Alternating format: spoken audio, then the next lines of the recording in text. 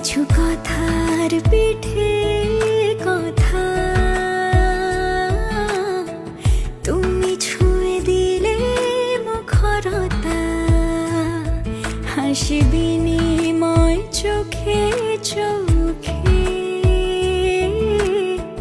মনে মনে রয় ব্যাকুলতা। আমায় দেখো একা বিকেলে, কখনো কোনো ব্যথা পেলে আমায় রেখো প্রিয় প্রহরে, যখনই মন কেমন করে। কোনো এক রূপ কথার জগতে